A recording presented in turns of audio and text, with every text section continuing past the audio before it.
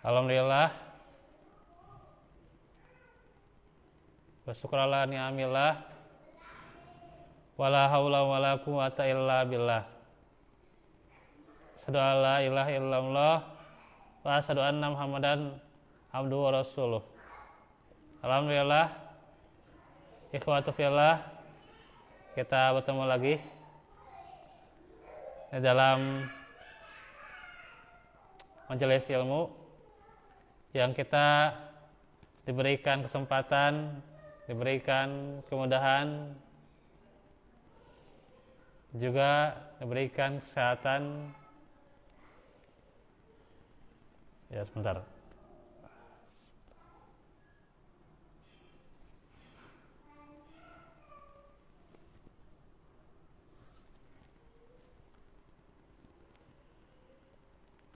Manakala kita sudah tahu bagaimana kematian guru kita, yakni pimpinan pesantren Persis di Cibegol, Abah Romli,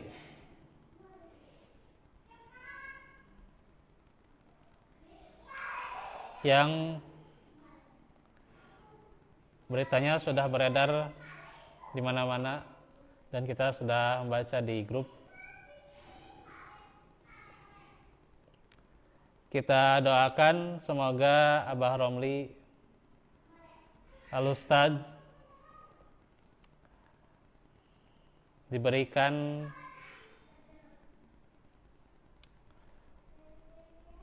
ampunan, juga diterima iman dan amal solehnya, serta Allah luaskan kuburnya dan pula mendapatkan nikmat kubur, hingga pula insyaallah semoga kita pula berkumpul bersama guru-guru kita di akhirat nanti, ya, di surganya.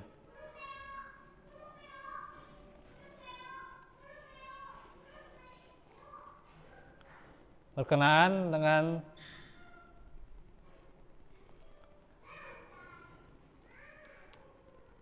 hal ini,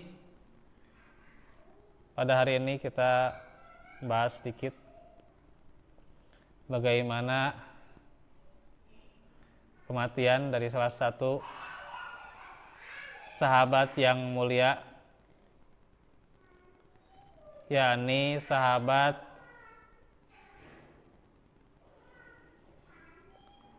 Abu Dzar Al-Ghifari.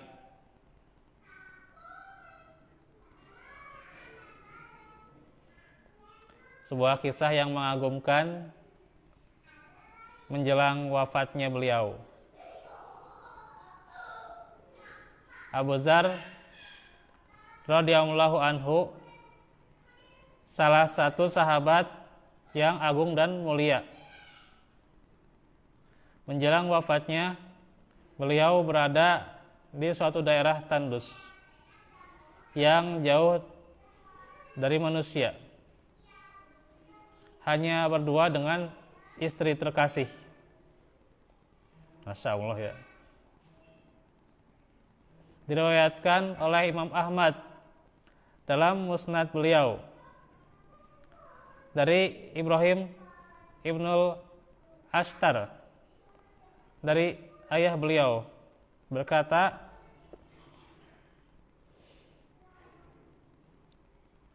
di saat menjelang wafatnya Abu Dzar saat itu sedang berada di Robadah, maka menangislah istri beliau.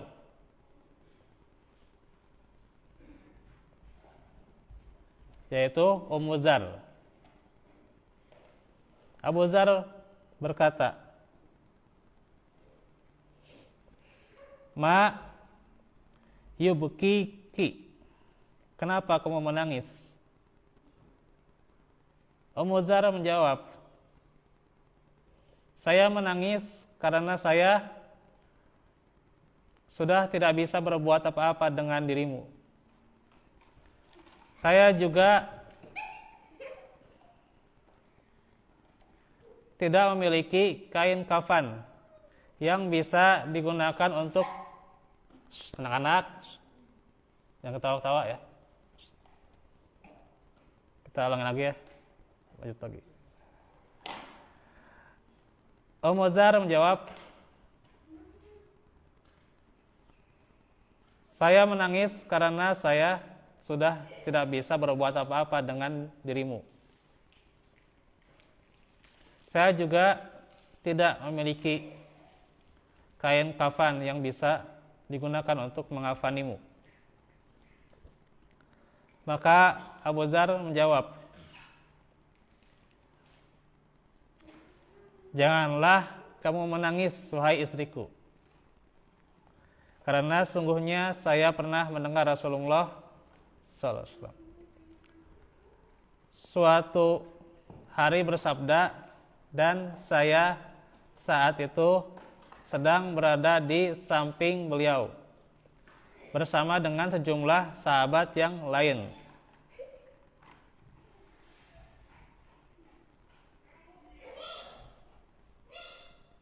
Jadi saat itu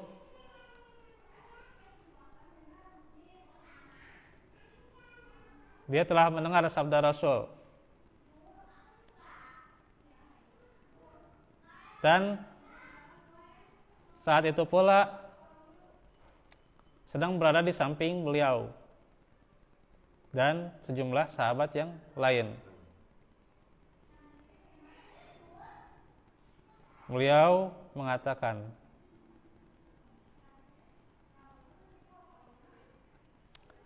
sungguh akan wafat salah seorang dari kalian kelak di suatu daratan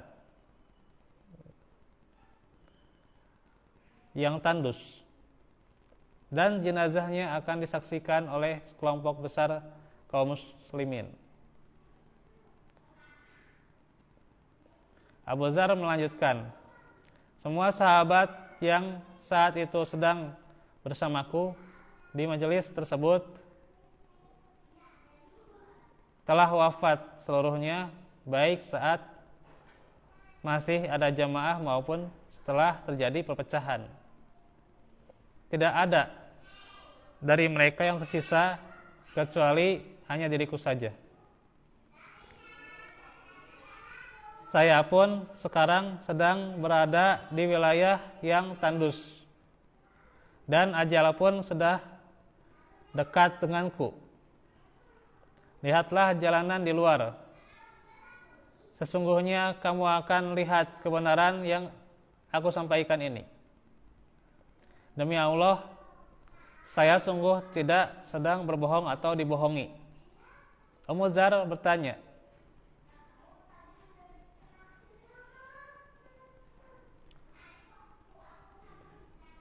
bagaimana bisa? Padahal jemaah haji sudah pada kembali semua. Abu Dzar menjawab, teruslah perhatikan jemaah. Tatkala Ummu Dzar sedang memperhatikan jalan, tiba-tiba dia melihat serombongan kaum yang melakukan perjalanan, seakan-akan tampak seperti kawanan burung. Rombongan tersebut mengarah ke Ummu Dzar dan berhenti di hadapan beliau. Lalu mereka bertanya, ada apa dengan diri Anda? Ummu Dzar menjawab, ada seorang muslim yang layak kalian kafani, dan kalian akan mendapatkan pahala karenanya. Mereka bertanya, siapa orang itu? Siapa orang yang tersebut? Ummu Dzar menjawab, Abu Dzar. Maka dengan serta-merta mereka berduyun-duyun, mulai dari bapak-bapak dan ibu-ibunya, berlomba-lomba memberikan bantuan.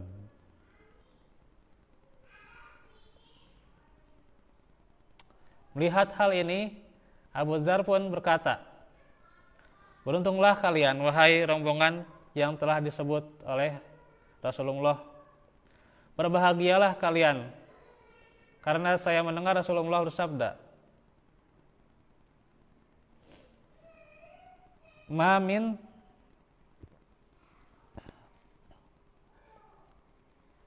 imra'aini muslimaini halaka bainahuma waladani au salasatun tasaba wasobaro fayaro yani annaro abadan. Tidaklah dua orang muslim yang ditinggal mati oleh dua atau tiga anaknya, lalu keduanya mengharap pahala dari Allah dan bersabar, maka akan terlewat dari neraka. Maksudnya tidak akan mereka masuk neraka ya, karena apa? Mengharap pahala dan bersabar ya.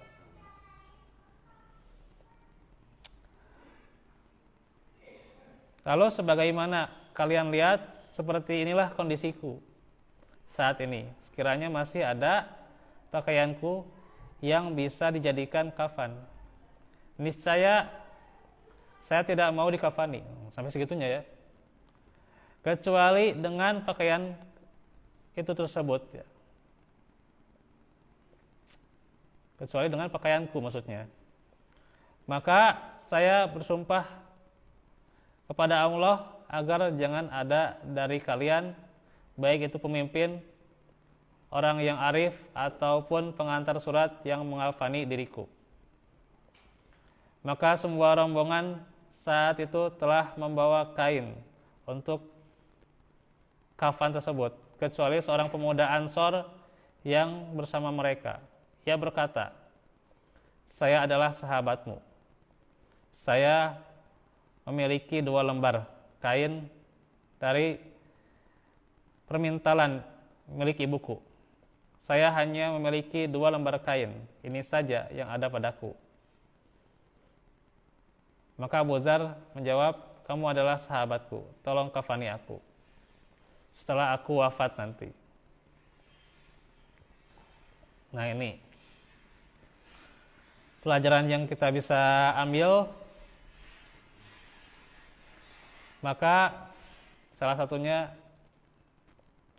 adalah ketika kita ditinggalkan oleh orang yang baik ya, oleh orang yang soleh terhadap kematiannya ya, bersabar dan mengharap pahala ya. Tadi saya juga di sholat subuh baca sholat apa? Yang rakaat pertama Ali Imran ya. Itu ayat 185 ya. 185 itu kalau dilanjut lagi ke 186 tuh. Ya. Kan tuh 185 tentang kematian ya.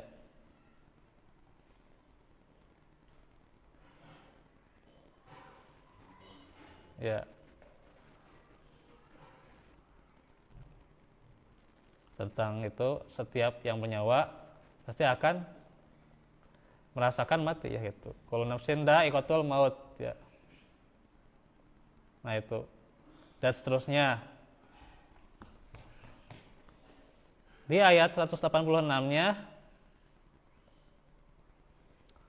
maka ditutup dengan firman-Nya,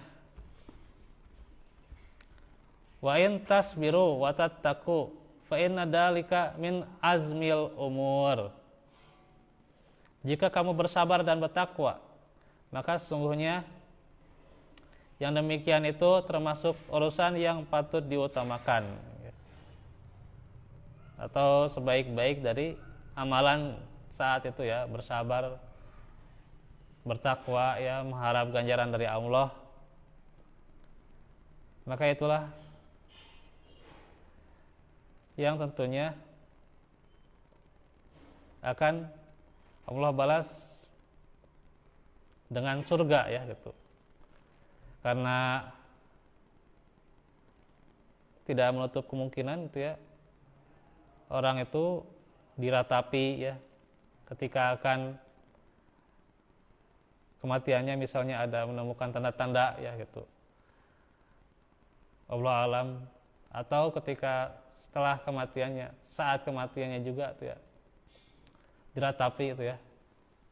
Karena itu ya, Nabi juga menangis ya terhadap kematian seseorang itu ya, tapi tidak sampai meratapi ya gitu. Itu hanyalah ya sebagai manusia biasa ya, wajar, itu adalah tangisan ya gitu.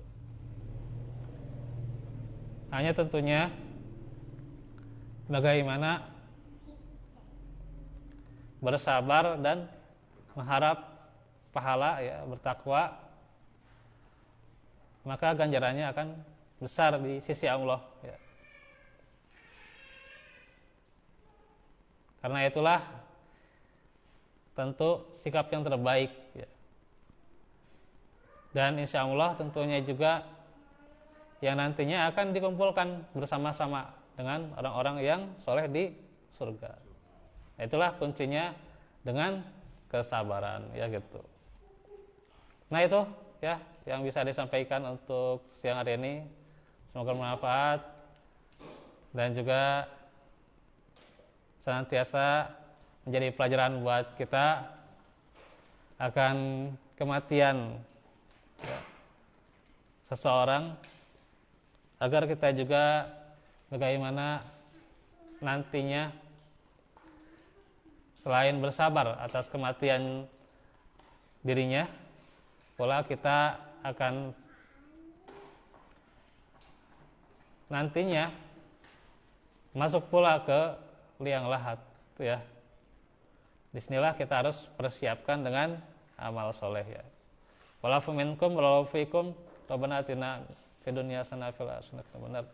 Rabbana atim lana nurana fil Allahumma ighfir lahu warhamhu wa'afna. Wasi.